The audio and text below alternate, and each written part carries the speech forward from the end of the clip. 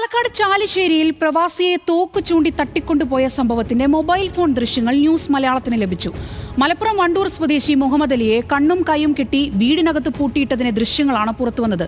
എത്രമാത്രം ക്രൂരമായിട്ടാണ് പ്രവാസി അതിക്രമത്തിന് ഇരയായത് എന്ന് തെളിയിക്കുന്ന ദൃശ്യങ്ങൾ കൂടിയാണിത്.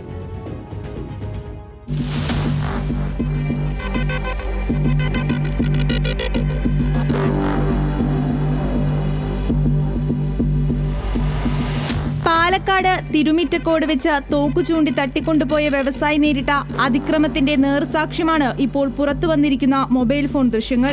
മലപ്പുറം വണ്ടൂർ സ്വദേശിയായ പ്രവാസി വ്യവസായി VP മുഹമ്മദ് അലിയാണ് ക്രൂരമായ മർദ്ദനത്തിന് ഇരയായത്.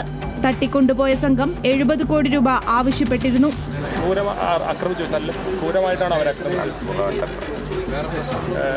കാരണം എന്തെങ്കിലും പറഞ്ഞോ?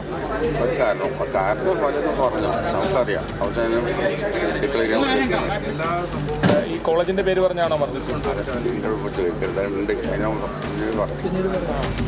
ഡിസംബർ 6 വൈകിട്ട് 6:30 തിരുമിറ്റക്കോട് കോഴിക്കാട്ടിരി പാലത്തിന് സമീപമാണ് സംഭവം നടക്കുന്നത്.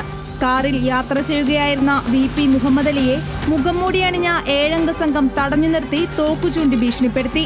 വാഹനം അടിച്ചു തകർത്ത് വ്യവസായിയെ ഇന്നോവ കാറിൽ തട്ടിക്കൊണ്ടുപോയി. പിന്നീട് മറ്റൊരു വാഹനത്തിലേക്ക് മാറ്റി കോതക്കുരിശിയിലെ ഒരു വീട്ടിൽ തടവിൽ പാർപ്പിച്ചു. വാഹനത്തിൽ വെച്ചും വീട്ടിൽ വെച്ചും ക്രൂരമായ മർദ്ദനം, കയറുകൊണ്ട് വായിൽ വലിഞ്ഞു മുറുക്കി.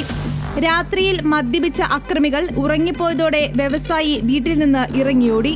നാട്ടുകാർ കണ്ടതോടെ പോലീസിൽ വിവരമറിയിക്കുകയായിരുന്നു. വണ്ടൂരിൽ നിന്ന് കൊച്ചി വിമാനത്താവളത്തിലേക്ക് പോകുന്നതിനിടയിലാണ് വ്യവസായിയെ കൊട്ടേഷൻ സംഘം കടത്തിക്കൊണ്ടുപോയത്.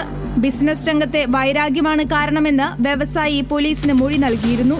നീലഗിരിയിൽ ഒരു കോളേജ് വാങ്ങിയതിനെ തുടർന്ന് മറ്റൊരു വ്യവസായിയുമായി തർക്കമുണ്ടായിരുന്നു. ഇവരാണോ സംഭവത്തിന് പിന്നിലെന്ന് സംശയമുണ്ട്.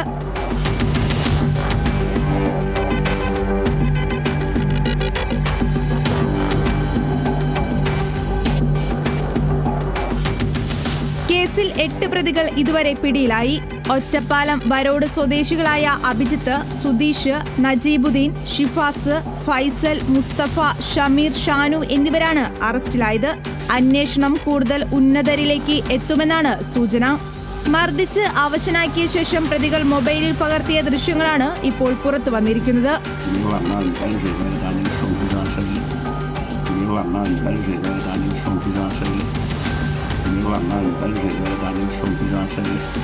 ന്യൂസ് മലയാളം, പാലക്കാട്.